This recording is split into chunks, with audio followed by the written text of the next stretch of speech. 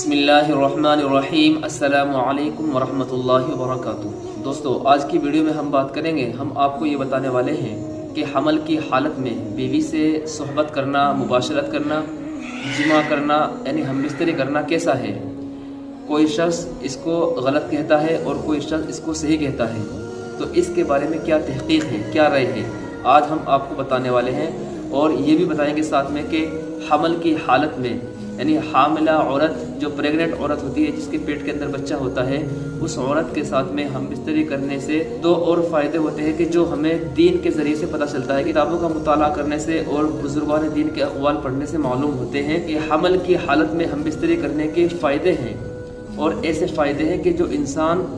سوچ بھی نہیں سکتا ہے۔ آج ہم ان فائدوں کے اوپر بھی بات کرنے والے ہیں اور وہ آپ کو بتائیں گے کون کون سے فائدے ہیں حمل کی حالت میں ہم بستری کرنے سے۔ اپنی پریگننٹ عورت کے ساتھ میں، اپنی بیوی کے ساتھ میں ہم بستری کرنے کے فائدے ہوتے ہیں۔ ہم لوگ اس میں کنفیوز رہتے ہیں، کہتے ہیں کہ پریگننسی کے وقت میں، پریگننٹ کی حالت میں بیوی سے ہم بستری نہیں کرنا چاہیے،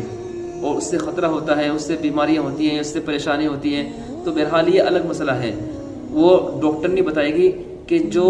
ماہر ڈاکٹرنی ہے اور وہ مسلمان بھی ہو، ماہر ڈاکٹر نہیں ہو، اور وہ منع کریں کہ اس سے بچے کی صحت پر فرق پڑ سکتا ہے یا اس سے خود بچے کی ماں پر فرق پڑ سکتا ہے، تو الگ بات ہے، ورنہ تو کوئی خرابی نہیں ہے۔ بلکہ اس کے بارے میں یہ تحقیق ہے، اس مسئلے کا جواب یہ ہے کہ پریگننٹ عورت کے لیے اللہ نے قرآن اور حدیث میں پریگننٹ عورت سے یعنی حاملہ عورت سے جماع کرنے کو منع نہیں کہا گیا ہے، نہ قرآن میں نہ احادیث میں کہیں بھی یہ منع نہیں ہے کہ حاملہ عورت سے جماع نہیں کرنا چاہیے، حاملہ عورت سے ہم بستری نہیں کرنا چاہیے، یہ بات کہیں بھی نہیں لکھی ہوئی ہے۔ بلکہ بعض کتابوں کے اندر یہ ملتا ہے کہ حمل کے 5ویں، 6 اور 7ویں مہینے میں ہم بستری کرنے کا یہ فائدہ ہوتا ہے کہ جو ان ایام میں، ان مہینوں میں ہم بستری کرتا ہے، تو ہم بستری کرنے کے ذریعے سے کیا ہوتا ہے، بچے کی ولادت پر اثر پڑتا ہے، یعنی اس کے بال کے اندر نشو نما ہوتا ہے، بال بڑھتے ہیں بچے کے۔ ایسے ہی دوسرا فائدہ یہ لکھا ہے کہ اس کی قوت سماعت اور قوت بصارت بڑھتی ہے، یعنی سننے کی قوت اور دیکھنے کی بصارت، آنکھوں کی روشنی تیز ہوتی ہے۔ تو یہ فائدہ ہوتا ہے کہ حمل کی حالت میں جو شخص ہم بستری کرتا ہے، تو ہم بستری کرنے کے بعد میں بچے کے اوپر یہ اثر پڑتا ہے کہ اس کی روشنی بڑھتی ہے آنکھوں کی، اس کی سننے کی قوت بڑھتی ہے سننے کی، اور اس کے کے بال بڑھتے ہیں۔ تو یہ فائدہ ہے، لہذا معلوم ہوا کہ حالت حمل میں ہم بستری کرنا یہ جائز ہے اور یہ منع نہیں ہے، کبھی بھی آپ کر سکتے ہیں، بلکہ کر لینا چاہیے تاکہ بچوں کی نشو و نما کے اندر اس سے فرق پڑے۔ اس لیے کہ اللہ تبارک و تعالیٰ قرآن مقدس کے اندر فرماتے ہیں، نساؤکم حرث لکم فأتوا حرثکم انا شئتم وقدموا لانفسکم، کہ تمہاری بیویاں تمہارے لیے کھیتیاں ہیں، تم جہاں سے چاہو وہاں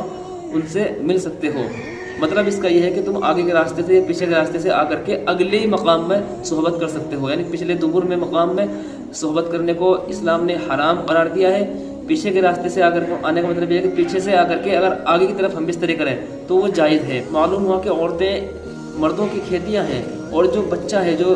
پریگننسی کے وقت میں جو عورت کے پیٹ کے اندر جو بچہ ہے وہ حمل ہے، تو وہ کیا ہے، وہ کھیتی ہے کہ جب انسان صحبت کرے گا اس کھیتی کے اندر، جب وہ منی جائے گی، پانی جائے گا، قطرات جائیں گے، تو اس سے اس کے نشو و نما کے بہت زیادہ چانس رہتے ہیں، بڑھنے کے چانس رہتے ہیں۔ تو معلوم ہوا کہ حالت حمل میں ہم بستری کرنا یہ منع نہیں ہے بلکہ جائز ہے، اور یہ اچھا طریقہ ہے کہ اس سے بچے کی زندگی پر، اس کی قوت سماعت اور قوت بصارت پر فرق پڑتا ہے، اثر پڑتا ہے، اور اس کے بال بڑھتے ہیں۔